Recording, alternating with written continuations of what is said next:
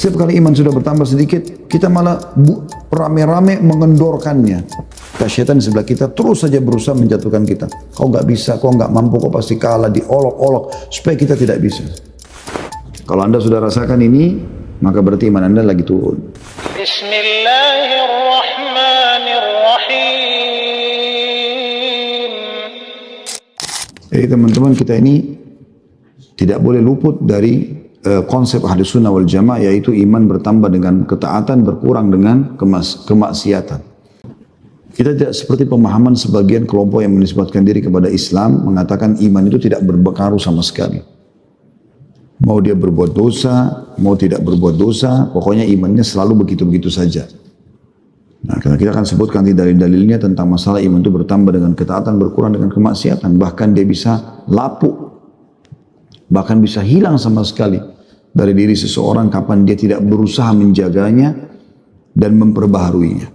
Makanya di sini di poin ke-20 khusus masalah ini adalah lalai, diberikan judul lalai dalam memperbaharui iman. Jadi kita harus selalu punya program harian teman-teman sekalian di mana kita berusaha meningkatkan iman kita lebih baik dari sebelumnya. Tentu dengan meninggalkan kemaksiatan dan meningkatkan atau minimal mempertahankan ibadah yang sedang kita kerjakan. Kata penulis, terkadang seseorang melalui beberapa waktu di mana selama itu hatinya menjadi keras dan imannya menjadi lemah. Dan ketaatan-ketaatan yang ia lakukan tidak memiliki pengaruh efektif terhadap dirinya. Hal ini terjadi disebabkan kelalaiannya terhadap aspek spiritual atau lemahnya iman. Setiap muslim mengetahui bahwa keimanan dapat bertambah dan berkurang. Iman akan bertambah dengan melakukan ketaatan kepada Allah yang Maha Pengasih dan akan berkurang dengan melakukan ketaatan kepada syaitan yang terkutuk. Jadi kapan kita melakukan ketaatan kepada Allah Subhanahu wa taala dan tidak perlu kita berlebihan dalam masalah itu. Lakukan yang wajib, ikutkan dengan yang sunnah semampu kita. Dan kita tidak dianjurkan dalam Islam memaksakan diri dalam arti kata yang melampaui batas ya. Karena pernah Nabi SAW masuk ke dalam masjid di sepertiga malam, terus beliau menemukan ada tali diikat dari satu tiang ke tiang yang satunya gitu. Lalu Nabi SAW tanya, ini punya siapa? Kata orang-orang di sekitar situ, ya Rasulullah, milik anak anda Zainab radhiyallahu anha. Anak Nabi SAW rupanya saking tidak maunya ketinggalan sholat malam, maka beliau gantung tali, kalau ngantuk tangannya dua-dua digantung kiri kanan di situ. Maka Nabi SAW mengatakan, cabut ini. Kalau seseorang di antara kalian mengantuk dalam sebuah riwayat, kalau seseorang di antara kalian mengantuk, maka istirahatlah dulu. Baru dia bangun untuk sholat. Dan syaitan, kalau kita tidak taat kepada Allah, kita taat kepada syaitan, nah ini bahaya. Jalan di muka bumi cuma dua. Pertama keselamatan, yang kedua kesesatan. Dan tidak ada jalan yang ketiga. Dan tidak bisa dicampur adukkan. Anda harus tentukan. Jalan pertama jalan keselamatan, kebahagiaan, ketentraman, rezeki melimpah segala macam. Yaitu jalan menuju ke Allah. Allah Tuhan kita yang selalu kita ikrarkan la ilaha illallah. Tidak ada Tuhan yang berhak disembah kecuali Allah. Juru bicaranya Allah yang menyampaikan apa yang Allah inginkan adalah para rasul dan para nabi dan rasul. Penyambung lidah para nabi dan rasul adalah para ulama dan dai. Yang kata Nabi SAW, al ulama warahatul anbiya. Ya, ulama adalah pewarisnya para nabi. Kalau anda hadir di majlis para da'i, para ulama, anda akan dipandu ke jalan para nabi dan itu adalah menuju ke jalan Allah dan ujungnya adalah surga. Ini jalan yang benar, nggak ada yang lain. Jadi makanan, minuman, pakaian, pergaulan, apa saja diatur oleh agama Allah Subhanahu wa taala. Jalan yang kedua jalan yang sesat, binasa, kehancuran, ujungnya neraka, yaitu jalannya iblis. Laknatullahi alaihi, ini iblis, pemimpin syaitan. Juru bicaranya dukun, peramal, penyamun, penyihir, ahli maksiat. Kapan kita bergaul sama juru bicara syaitan, dipandu ke jalan syaitan dan ujungnya adalah neraka. Tidak ada jalan yang ketiga. Tentukan keputusan anda.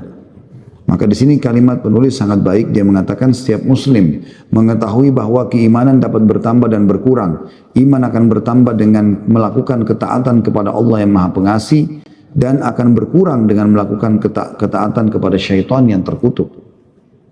Rasulullah SAW, sang dokter batin, telah menerangkan kepada kita bahwa iman seseorang dapat berkurang dan rusak sebagaimana rusaknya pakaian. Dan ini yang kita katakan tadi.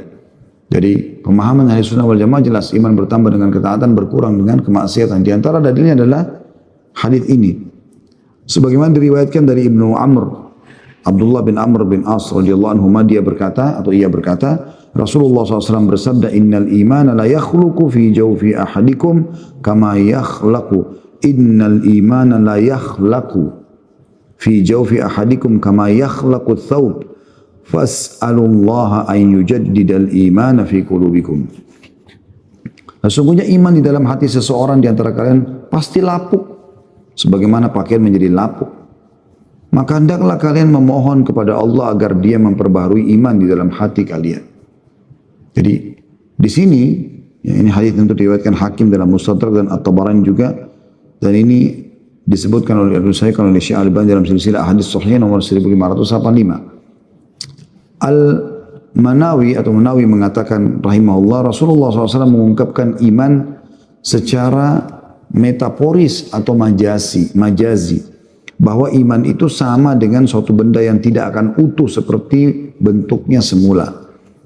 Maka apabila seseorang membicarakan kalimat iman, lalu ia menodainya dengan perbuatan buruk, lalu ia kembali pada imannya semula dan meminta ampun akan kesalahannya, maka sesungguhnya ia telah memperbaharui apa yang telah ia nodai dan mensucikan apa yang telah ia kotori. Nah, artinya di sini dia akan bertambah dengan ketaatan iman itu dan berkurang dengan kemaksiatan. Bahkan dia bisa membesar, menebal, menjadi sangat indah, terhiasi dalam hati seseorang. Sampai Abdullah bin Umar atau Umar bin Khattab, ada dua athar menyebutkan itu ya, menemui seorang Arab Badui pengembala kambing, kemudian ya, sahabat yang mulia ini duduk bersama pengembala tersebut sambil berkata, saya ingin melihat sampaikah ajaran Muhammad SAW yang mulia kepada orang pengembala kambing seperti ini. Lalu dia duduk sambil mengatakan begini, kami musafir dan kami butuh seekor kambing, bisa nggak kau jual kambing ini? Kata pengembala kambing tersebut, saya hanya pegawai, ini ada pemiliknya, dan saya belum pernah diizinkan untuk menjual. Maka kata sahabat yang mulia ini, begini saja, bahasakan saja kepada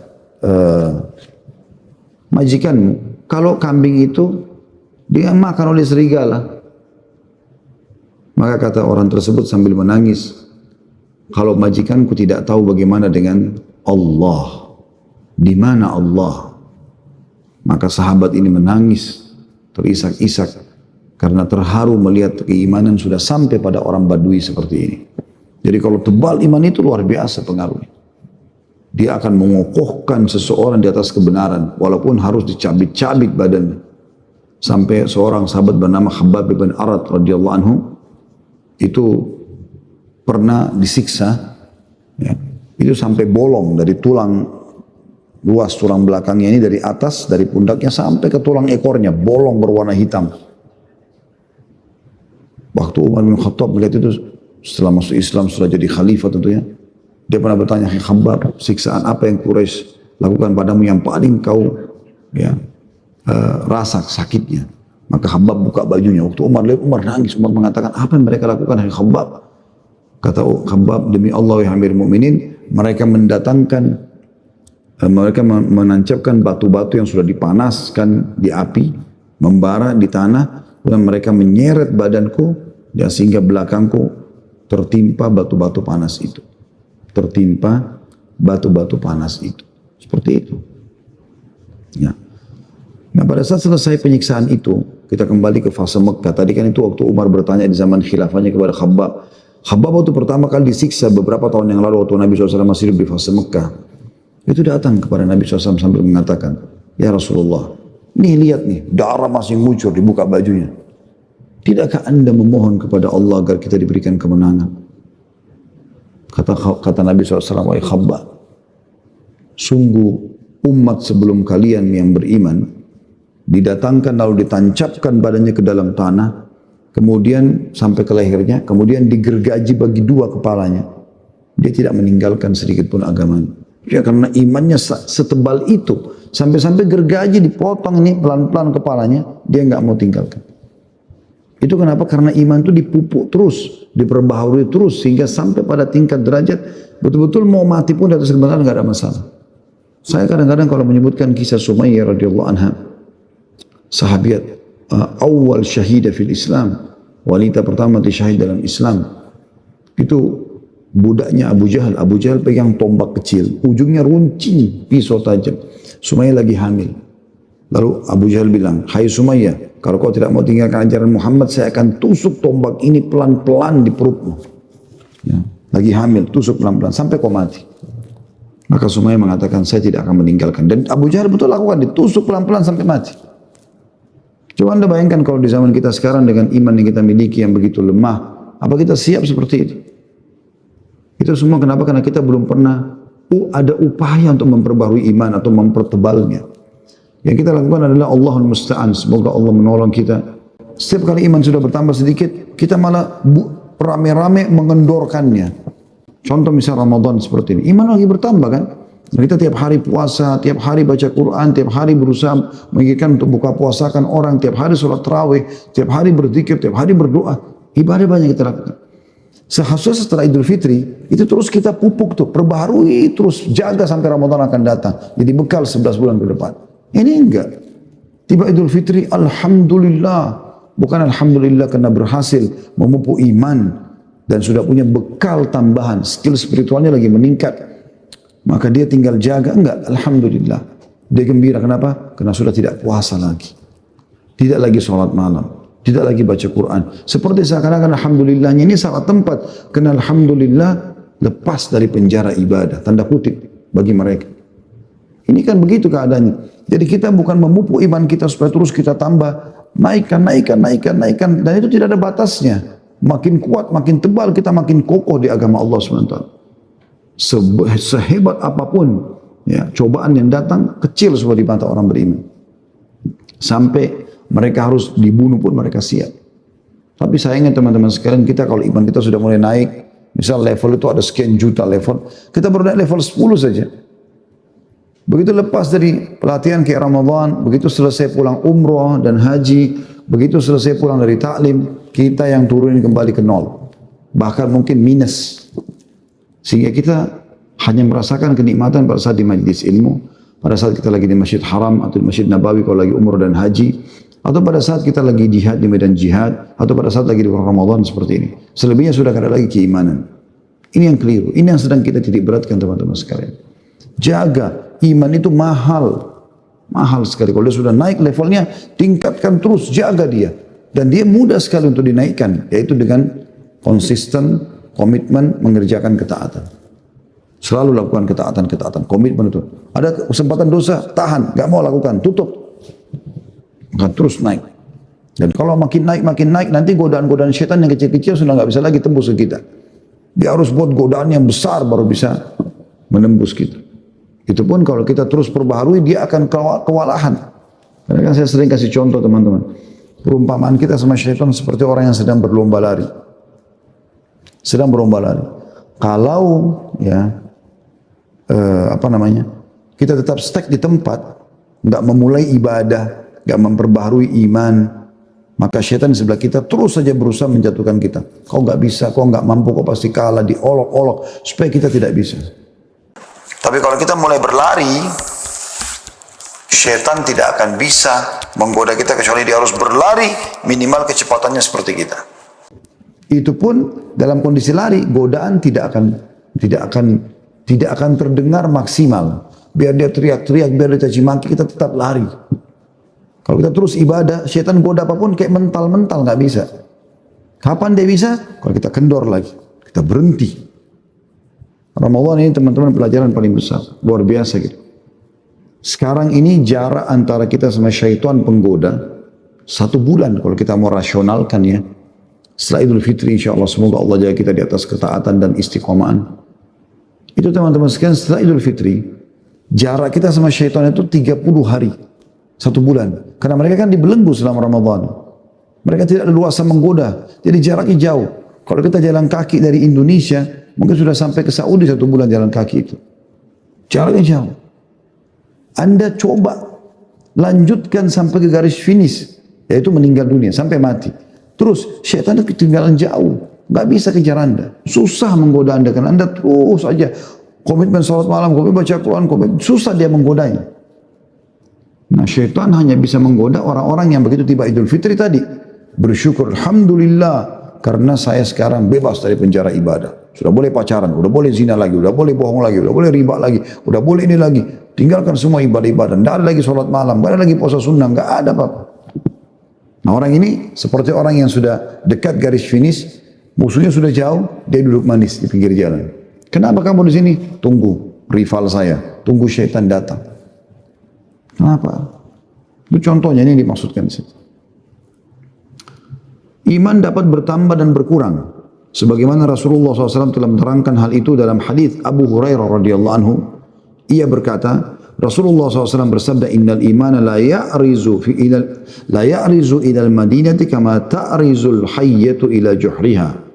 Sesungguhnya iman itu akan kembali ke Madinah sebagaimana kembalinya ular ke dalam lubangnya. Hadis ini riwayat Bukhari Muslim. Para ulama berkata, hadis ini merupakan keterangan bahwa iman dapat bertambah dan berkurang. Sebagian orang terkadang tidak memperdulikan bertambah dan berkurangnya iman. Padahal para sahabat Rasulullah SAW sangat besar perhatiannya pada aspek ini. Bisa bermakna juga hadis ini, salah satu cara memperbarui iman, kunjungilah kota Madinah. Karena iman kembali ke sana. Makanya kita teman-teman kalau umroh, kalau haji ke Mekah, ke Madinah, itu luar biasa. Tercas terus. Insya Allah pada saat dibuka lagi pulang umroh dan haji, teman-teman, umroh, haji, ulang-ulangin. Kalau perlu saya sering motivasi jemaah saya begitu. Kalau perlu setiap sebulan sekali. 3 pekan Anda di Indonesia, sepekan Anda di Saudi. Cas iman. Sujud depan Ka'bah, baca Al-Quran, sholat sunnah, duha, sholat tahajud di Masjid Haram, di Masjid Nabawi. Kunjungin kuburan Nabi SAW. Udah seminggu gak boleh diganggu. Minimal itu obat dari 3 minggu kita sibuk dengan urusan dunia. Daripada Anda membuang-buang waktu cuma rekreasi biasa sama keluarga. Umrah. Kata Nabi SAW, terus ikutkan, rutinkan umroh dan haji. Karena keduanya akan menghilangkan kesusahan hidup dan kemiskinan. Sebagaimana api menghilangkan karat dari besi. Harus kita lakukan, perbaharui iman. Disebutkan dalam sebuah riwayat bahwasanya Umar bin Khattab berkata kepada para sahabat, marilah kita menambah dan meningkatkan iman kita. Maka mereka pun segera melakukan zikir kepada Allah Ta'ala. Umar bin Khattab setiap hari jalan. Dia lihat kalau ada orang berbuat amal saleh. Contoh pernah satu malam, dia sudah sangat letih dari pagi sampai malam urus negara, urus masyarakat sana sini. Pas selesai sholat isya, beliau selesai salam, orang semua sudah sholat ba'diyah, udah pulang. Tinggal beberapa sahabat yang lagi duduk. Kemudian Umar bin Khattab pun datang sama mereka lalu berkata, apa yang kalian lakukan di sini? Kenapa belum pulang? Kata mereka, kami masih menyelesaikan beberapa zikir kami dan kami mau berdoa kepada Allah. Kata Umar, kalau begitu mari kita berkumpul. Masing-masing kita memanjatkan doa kepada Allah Subhanahu wa Ta'ala untuk dirinya dan teman-temannya. Maka mulailah Umar mulai doa, teman yang lain mengaminkan, yang satu lagi berdoa, seperti itu. Setelah selesai kata Umar, cukup sampai sini. Ya, cukup sampai sini. Udah, mereka pulang habis itu. Jadi saking maunya mereka menambah keimanannya. Maka mereka pun atau disebutkan juga dalam riwayat Ibnu Mas'ud radhiyallahu anhu bahwa berdoa seraya banyak berdoa seraya berkata, ya Allah, tambahkanlah iman, keyakinan dan pengetahuan kami. Ini diambil dari Fathul Bari Syarah Sahih Bukhari yang ditulis oleh Ibnu Hajar jadi 1 halaman 63. Abu Bakar bin Al-Arabi juga berkata rahimahullah, sungguhnya seorang hamba pada pertama kalinya beriman secara wajib, kemudian ia harus secara kontinu memperbaharui imannya pada setiap kali ia berfikir dan merenung, karena memperbaharui iman adalah iman itu sendiri. Ini luar biasa. Ini juga sama diambil dari Fathul Bari Syarah Sahih Bukhari tulis Ibnu Hajar di jilid 1 halaman 63. Abdullah bin Rawaha radhiyallahu anhu menarik tangan seseorang di antara para sahabat pada saat bertemu lalu berkata, "Ta'al nu'minu sa'ah." Mari saudaraku kita meningkatkan iman kita barang sesaat. Bahkan para sahabat kalau mereka bertemu mereka sering mengucapkan bahasa ini, "Ta'al nu'minu sa'ah." Ayo kita menambah iman kita sesaat. maka mereka membahas walaupun hanya sebuah ayat, walaupun hanya surah Al-Asr, walaupun hanya 10 ayat Al-Quran, mereka saling mengingatkan kembali. Jadi tujuan itu untuk saling mengingatkan, itu manfaatnya besar. Makanya Allah SWT mengatakan dalam Al-Quran, A'udzubillahi minasyaitonirrajim, fadzakir fa inna dzikra tanfa'ul mu'minin. Saling memberikan peringatanlah, karena peringatan bermanfaat bagi orang-orang beriman. Selanjutnya kata penulis, masalah seputar bertambah dan berkurangnya iman adalah suatu masalah yang jelas lagi mulia. Karena dalil-dalilnya jelas, sesungguhnya termasuk bagian dari kecerdasan seseorang adalah ia mengetahui apakah iman bertambah ataukah berkurang. Dengan apa ia menambah imannya dan bagaimana imannya dapat berkurang. Ini adalah masalah yang banyak dilalaikan manusia, terutama oleh mereka yang konsisten atau multazimin atau yang istiqamah. Dan oleh manusia pada umumnya hingga iman di dalam hati sebagian mereka menjadi usang dan tua, tidak berdaya. Bahkan kelemahan ini terkadang mencapai pada taraf kekeringan rohani. Maka akibatnya adalah hatinya tergantung kepada kehidupan duniawi dan pada gilirannya ia lupa akan segala sesuatu yang berhubungan dengan kehidupan akhirat, baik secara lisan maupun secara praktek. Kekeringan rohani dan lemahnya iman tersebut memiliki beberapa gejala yang dapat diketahui antara lain. Pertama, melemahnya rasa khusyuk dalam beribadah, terutama dalam melaksanakan sholat. Kalau anda sudah rasakan ini, maka berarti iman anda lagi turun. Segera bertaubat kepada Allah Subhanahu wa Ta'ala agar khusyuk itu muncul. Jadi walaupun kita tidak mengerti apa yang kita ucapkan, tapi rasanya apa yang kita ucapkan ini terdengar jelas oleh kuping, ya. Dan terenungi dengan sangat baik dalam hati walaupun hanya ucapannya. Apalagi kalau mengerti artinya, maka diikuti dengan tangisan, ya, dengan ketundukan, kekhusyuan kepada Allah Subhanahu wa Ta'ala. Yang kedua, merasa keras hati. Keras hati ini seperti orang yang selalu saja merasa diri benar sendiri. Semua orang salah, tidak mau terima masukan, tidak mau terima nasihat. Saya nasihat ini ada respon marah. Ini bertanda-tanda dia sedang berbuat dosa, maksiat. Yang ketiga, tidak ada pengaruh dan interaksi apapun pada dirinya jika mendengar bacaan Al-Quran dan nasihat. Ini saya sarankan di poin ketiga ini teman-teman kita di Indonesia atau di Asia Tenggara, jangan pernah luput membaca Al-Quran dengan terjemahannya. Terjemahannya. Kemarin sudah saya tunjukkan sebuah aplikasi yang namanya Nakhtim, ya. Mudah-mudahan teman-teman tidak luput mendownload itu gratis, itu sangat bagus. Jadi selalu baca Al-Quran, lalu baca terjemahannya supaya menyentuh hati kita. Yang keempat, melemahnya kemauan untuk mendatangi majelis-majelis ilmu yang dapat mengingatkannya pada akhirat. Udah deh nggak usah ikut pengajian, ada kumpul aja ngobrol-ngobrol, nongkrong. Ini berarti lemah imannya. Ingat solusinya pada saat itu terjadi, saya pernah bahas itu ya, di awal kita bahas buku ini teman-teman sekalian. Setiap kali anda malas mengerjakan sebuah ibadah, berarti anda ibaratnya sedang diserang oleh syaitan. Jadi dia ibadah itu. Maka yang harus anda lakukan adalah melawan. Melawan. Misal kita lagi tahu keutamaan sholat malam, tapi ngantuk, mau tidur. Pada tidur sudah cukup. Sudah 2 jam, 3 jam, 4 jam, 5 jam tidur. Sudah cukup sebenarnya. 2-3 jam aja malam sudah luar biasa, bagus, cukup. Lalu dia mau bangun sholat malam, berat rasanya. Nah di saat itu berarti anda sedang diserang. Orang kalau sedang diserang, supaya dia aman, dia balik menyerang. Atau paling tidak dia bertahan. Ada orang tidak, pasrah. Dibunuhlah dia sama musuh. Jadi pada saat kita lagi malas mengerjakan sebuah ibadah, berarti kita sedang diserang oleh syaitan. Bagaimana solusinya? Lawan. Di saat itu langsung bangun, wudu, sholat. Apa kata Nabi SAW? Kalau anak Adam tidur, diikat oleh syaitan dengan 3 ikatan. Kapan dia bangun, dia berzikir kepada Allah, dilepas 1 ikatan. Kalau dia wudu, terlepas 1 ikatan. Kalau dia sholat, terlepaslah ketiga ikatan di tubuhnya, dan engkau akan temukan orang itu paling bahagia pada harinya. Ya. Yang kelima, air mata kering, tidak menangis karena takut kepada Allah. Ini subhanallah, ngalir dengan sendirinya ya. Kalau seseorang itu dekatkan diri kepada Allah SWT, itu matanya mudah sekali menangis. Baca Al-Quran, lagi sujud berdoa, merenungi dosanya. mengingat tentang keindahan surga yang sudah pernah dia pelajari, itu akan meneteskan air mata. Dan kata Nabi SAW, la yarijun nar ainun bakat min khasyatillah. Tidak akan pernah disentuh oleh api neraka mata yang pernah meneteskan air mata karena takut kepada Allah. Yang keenam, tidak ada rasa penyesalan dan menegur diri saat terabaikannya ketaatan seperti sholat atau membaca Al-Quran. Jadi setiap kali ibadahnya kendor, dia biasa saja. Dia tidak perlu memperbaharuinya. Ada orang begitu, tadinya rajin sholat rawatib, qabliyah, ba'diyah, sama wajibnya. Ternyata satu waktu dia lemah. Karena satu dua hal. Dia bukannya pada saat itu lagi diserang sama syaitan, dia malah melawan, malah dia sholat, enggak.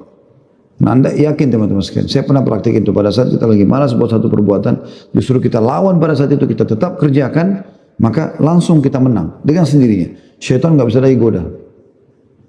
Kalau mungkin dia akan datang nanti di waktu lain, tapi pada saat itu kita berhasil. Saya pernah begitu pas habis sholat wajib duhur, terus sholat ba'diyahnya saya pikir nanti aja saya kerjakan. Tapi tiba-tiba saya berpikir, dengan kepadatan jadwal apa, mungkin saya akan lupa. Enggak, saya harus sholat sekarang. Kadang-kadang masih ada keinginan untuk menundanya, tapi kita lawan. Sabar yang kita sedang melawan godaan syaitan tersebut. Lalu kemudian kita sholat. Apa yang terjadi? Luar biasa setelah itu. Tenang. Merasa ada beban yang terlepaskan yang ada di pundak kita. Karena itu adalah hal yang sudah kita jadwalkan dalam kehidupan kan. Yang ketujuh, tidak ada kerinduan untuk mengunjungi Baitullah di tanah suci. Islam ada rasa rindu, berarti orang itu punya keimanan. Ada orang tidak usah bicara masalah rindu. Disuruh pergi saja walaupun cuma sekali haji nggak mau, padahal mampu. Disuruh umrah sekali nggak mau, nggak penting bagi dia. La haula wala quwata illa billah. Padahal nikmat luar biasa, kita bisa sujud depan Ka'bah. Saya berapa hari ini nonton cuplikan, rasa cemburu melihat orang-orang yang depan Ka'bah. Tawaf belum diizinkan, tetapi sholat iya. Ditaruh karpet, mereka buka puasa. Menjelang malam 27, menjelang malam 29. Mereka buka puasa di depan Ka'bah. Langsung lihat Baitullah. Luar biasa nikmatnya. Orang-orang yang Allah pilih mereka itu. Semoga Allah berikan kita pahala sebagaimana mereka. Atau bahkan lebih dari itu. Dengan niat-niat kita tentunya. Yang kedelapan, terhentinya aktivitas membaca Al-Quran dan ziarah kubur. Jadi kalau sudah lewat satu hari Anda tidak baca Quran walaupun satu ayat, berarti tanda-tanda itu. Dan juga tidak pernah ziarah kubur.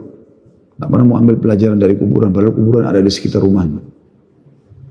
Dan saya sudah pernah ingatkan teman-teman, tentu nasihat buat diri saya dulu, baru Anda semuanya. Jangan pernah tinggalkan walaupun cuma 10 ayat per hari. 10 ayat saja. Nggak usah lebih. Karena kata Nabi SAW, sampai membaca 10 ayat di malam hari Al-Quran, maka dia akan diberikan 1 kintar. Dan 1 kintar itu lebih baik daripada dunia dan seluruh isinya. Seperti itu. Juga ziarah kubur, kata Nabi SAW, kuntu nahaitukum an ziaratul kubur, fazruha fa inna tudzakkirul akhirah. Dulu di Mekah aku pernah larang kalian ziarah kubur. Sekarang di Madinah, sudah banyak kuburan muslimin. Ziarahilah karena dia mengingatkan akhirat. Yang kesembilan, berlebihan dalam melakukan perkara-perkara mubah dan menganggap enteng hal-hal yang syubhat. Berlebihan dalam tidur, berlebihan dalam makan, berlebihan dalam berpakaian. Itu juga menganggap remeh syubhat. Ya masih syubhat, tidak apa-apalah, kerjakan saja. Seperti itu. Nah ini bahaya sekali ya. Dosa itu dibagi dua oleh para ulama, ada dosa syahwat. Dosa yang diikuti dengan syahwat, zina, bohong dan segala macam. Ini umumnya orang menyadari kesalahannya dan dia lebih mudah untuk meninggalkan kalau diberikan peringatan karena dia menyesali. Yang bahaya dosa yang kedua, dosa syubhat. Dia terbawa dengan syubhat, dia nggak tahu kalau dia sedang salah, dia kira sedang ibadah. Kayak pelaku-pelaku bid'ah, pelaku kesyirikan, bahaya sekali. Karena dia anggap dirinya lagi ibadah, padahal sebenarnya itu kesalahan. Ini bahaya sekali, harus hati-hati. Yang ke-10, mencari masjid yang cepat dalam pelaksanaan sholat Jumat dan khutbah. Ini tanda-tanda lemahnya iman. Ya. Kenapa nggak mau dengar khutbah, nasihat?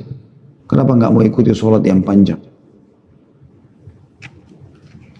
Kata beliau, faktor-faktor yang menjadi penyebab kelemahan ini berbeda antara seseorang dengan lainnya dan berbeda pula kadar kekuatan iman antara seseorang dengan yang lainnya.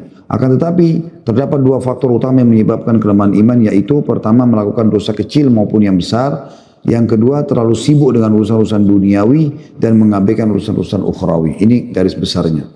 Sedangkan cara mengobati lemahnya iman sebenarnya mudah bagi mereka yang diberi kemudahan dari Allah dan berada di dalam bingkai kemampuan setiap orang yang menghendaki peningkatan iman untuk mencapai ketenangan jiwa. Dan sesungguhnya hal itu tidak membutuhkan kecuali bermujahadah, dalam kurung sungguh-sungguh melatih jiwa. Di samping melakukan faktor-faktor yang mendukung itu antara lain merenungkan kembali akan karunia dan nikmat Allah.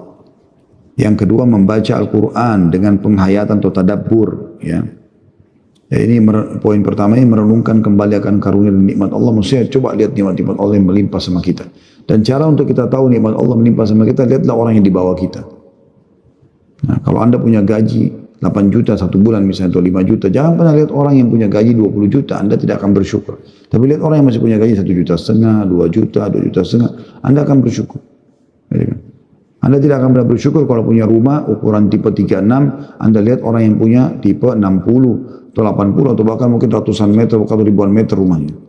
Anda akan bersyukur. Tapi lihat orang yang masih punya gubuk, bahkan tidak punya rumah, hidup di bawah naungan dus-dus bekas. Ya. Bahkan mungkin atap rumahnya ada langit, nggak ada apa-apa sama sekali. Baju tinggal di badan, makan nasib-nasiban, tinggal yang dikasih sama orang saja. Yang kedua membaca Al-Quran dengan penghayatan atau tadabbur. Ini sudah pernah kita jelaskan caranya, baca terjemahannya, baca tafsirnya. 10 ayat aja per hari. Karena para sahabat ridwanullahi alaihim berkata, para sahabat Nabi, mereka mengatakan, sungguh kami tidak pernah melewatkan 10 ayat Al-Quran kecuali kami mempelajari cara bacanya dan segala macam tajwidnya. Kemudian kami juga mentadabburinya, merenungi makna-maknanya. Kemudian kami menghafal dan juga mengamalkannya.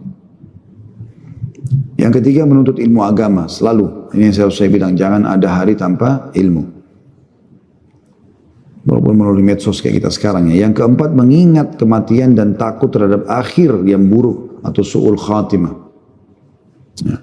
Karena semua akan dipertanggungjawabkan depan Allah Subhanahu wa taala pada hari kiamat. Yang kelima bervariasi dalam melakukan ibadah-ibadah seperti sholat, puasa, sedekah, bangun malam dan mengingat Allah Subhanahu wa taala. Dan Ramadan sudah mentraining kita itu. Ingat tadi yang saya bahasakan teman-teman sekalian, jangan sampai hilang apa yang sudah kita kerjakan selama Ramadan ini. Semangat juangnya, semangat ibadahnya harus selalu dipertahankan. Yang terakhir, yang keenam, berdoa agar imannya ditambah dan diperbaharui. Ini adalah hal yang harus diperhatikan. Alhamdulillah, semoga channel Masih Lurus bersama Ustadz Khalid Basalamah kali ini bisa membawa manfaat, menambah ilmu, serta ketakwaan kita kepada Allah.